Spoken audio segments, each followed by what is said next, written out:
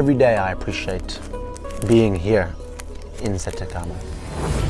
It's an incredibly wild place. So there's a huge amount of untouched wilderness here, which is one of the few places where there is still untouched wilderness. It's a bit of an adventure. It's a little bit more in the wilderness. It's a little bit more unknown.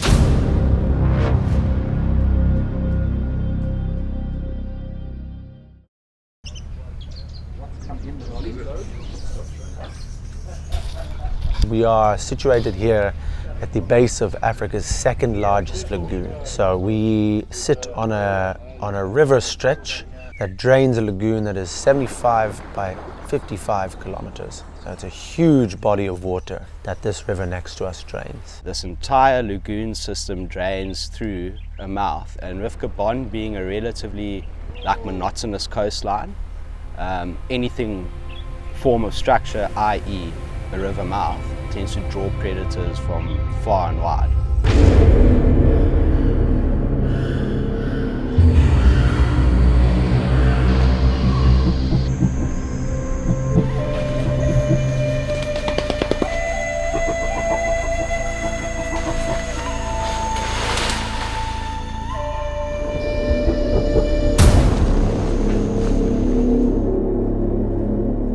As for the jungle itself here, we're in a lower section of jungle. It's not as big as the high jungle of the interior of Gabon, but we have a canopy that stretches from here hundreds of k's into the interior. It's a beautiful, beautiful forest. We've learned to kind of fish with our head on a swivel.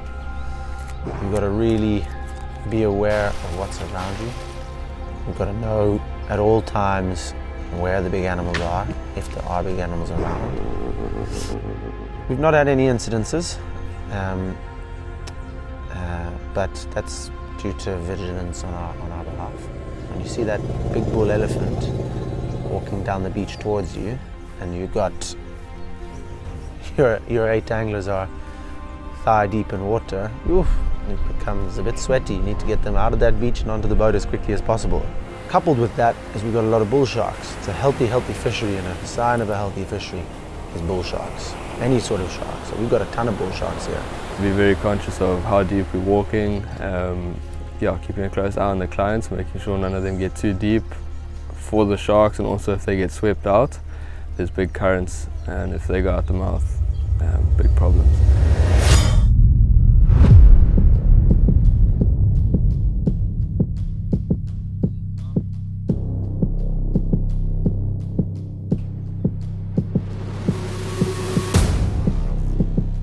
So the jack blitzers are a special thing here. You'll see these mullet running for their lives. I mean, when I say running, they're tail walking to the shore to get somewhere shallow where a jack can't find them and eat them.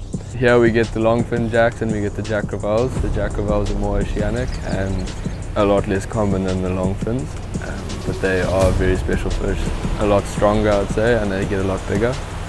It's kind of the beauty of Gabon. You get a lot of jacks coming and chasing mullet, push them up against banks or throw them into a ball in the middle of the river. You just see these fins out of the water, slashing, weaving, bobbing. And then absolutely wreck them. You just see a massive big swirl and explosion of water. Coming out of the water, they're pretty much like a pack attack of GTs, exploding on bait. Herd those mullet up against the edges and they just hammer them. They come wild and they just stay wild.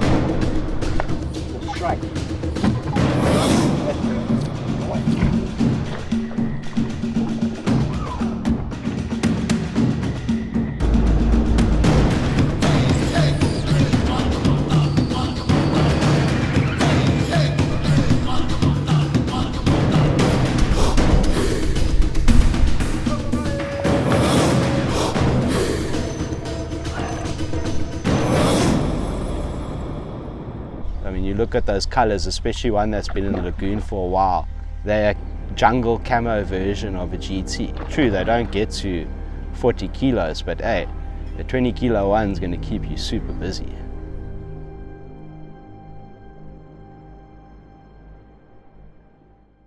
So our schedule here in Sette Cama is hugely varied, depending on tide, depending on target fish, depending on change of light.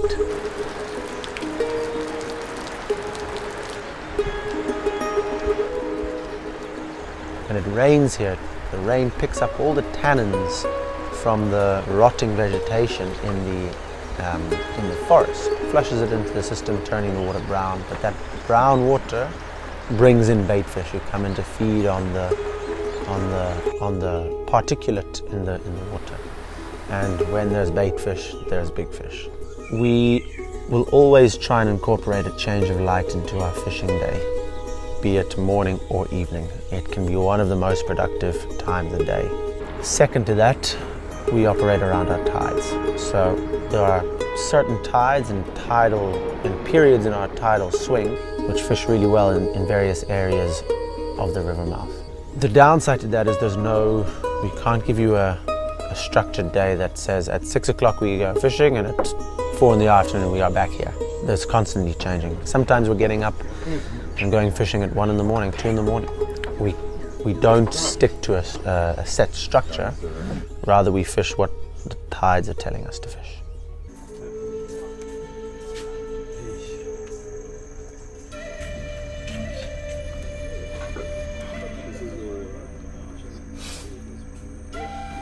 So the fishing at night here in Gabon is a huge part of our fishing.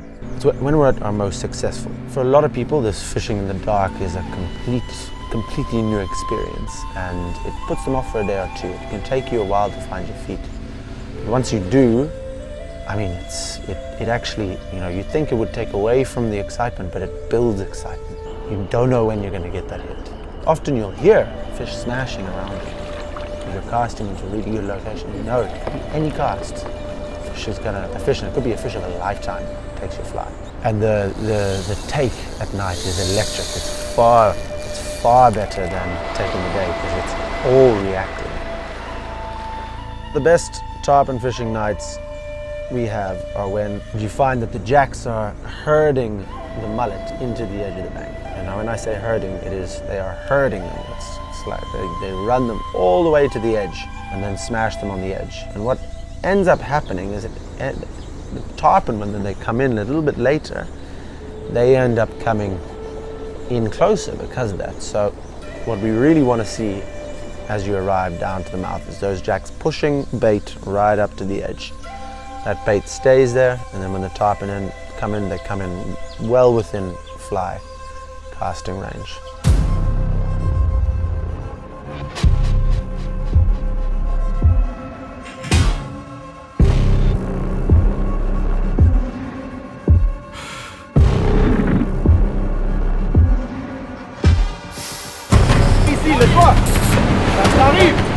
Get your hand off that reel. If you want, don't stop. This is running this way. Now wind back down.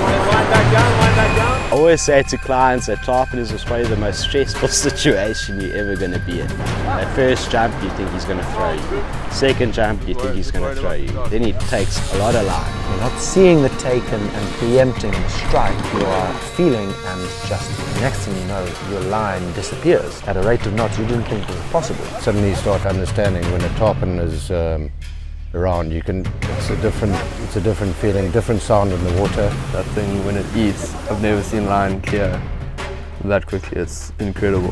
The line in your hand is gone in milliseconds.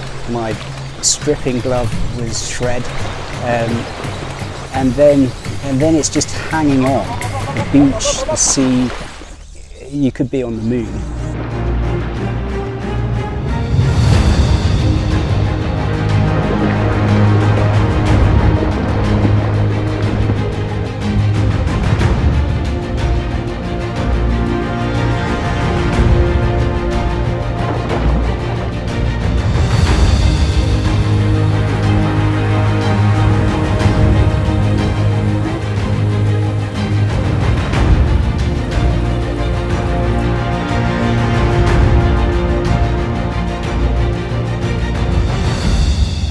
when the guide touched the fish, it was pure relief and you know, completely, I was just ecstatic and an unbelievable moment. I'll never forget it in my entire life.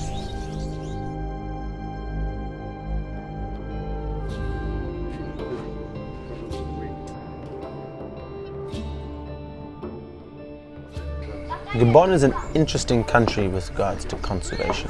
So it's a country that's hugely investing in protection of its wildlife. We are on the start of the Luango National Park, the southern tip of that national park.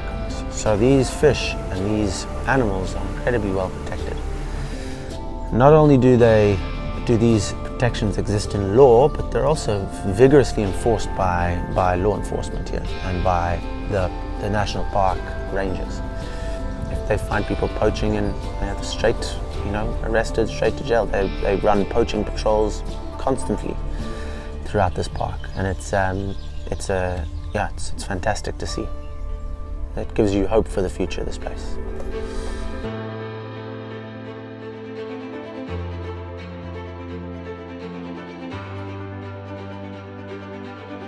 From the moment I started kind of really digging into what this country's about and what goes on here, oh, it had me hooked. And yeah, there's been very few days that I don't. This is not the place I want to be, even in the off season. You know, you think you end up dreaming about the mouth, things that go on here, the things you've seen. It's a spectacular location, and you know, I can't get enough of it.